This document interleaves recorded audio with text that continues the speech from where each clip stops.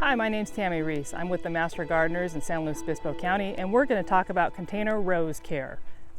So roses need a lot of room. The smallest container you should think about would be a wine barrel. You don't want anything smaller than that. And in fact, the bottom of this wine barrel is going to rot out after about a year, and your roses are actually going to go into the ground. So it's a good solution if you have really hard clay soil like we do in North County. You can start it in a wine barrel, and then after a year or two the rose will go into the ground and you'll have a nice big rose growing out of it. You want to think about the type of rose that you're going to plant in a container.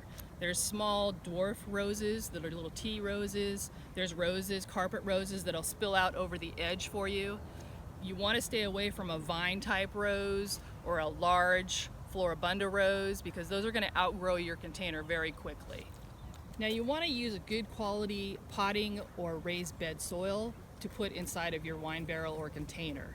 The reason that is you don't want to use just your soil that you can dig up out of your garden is that will compact and turn into almost cement. And when you put the potting soil in the barrel, you want to amend it heavily with a compost, with a good fertilizer, that granular, that will take a couple of weeks to months to break down so that it keeps feeding your rose. You need to continually fertilize because it doesn't have the minerals from the ground, so you have to keep adding to it. And as you water, it's going to wash minerals out, so you need to keep adding some type of fertilizer every 3 to 4 weeks. Watering in a container rose is crucial.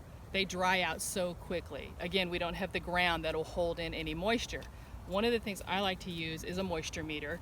They are very inexpensive. You can buy them anywhere, online, at your nursery, wherever you can find them. And you want to check it about every 2 or 3 days. So as you can see, the moisture meter shows I'm dry. I need to water my rose. And you want to make sure too, you get it down pretty far, because just watering it lightly, it might just do surface roots, but you want to encourage that rose to go way down deep into your rose barrel.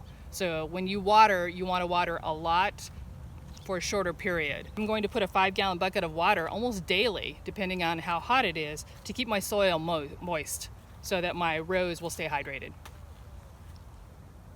Here you can see where they've grafted the rose onto the roots. And the reason they do that is because they use a stronger rose root system that is disease resistant and will help your rose grow better. But what'll happen is they'll get suckers from the actual root part of the rose, which is different from your graft.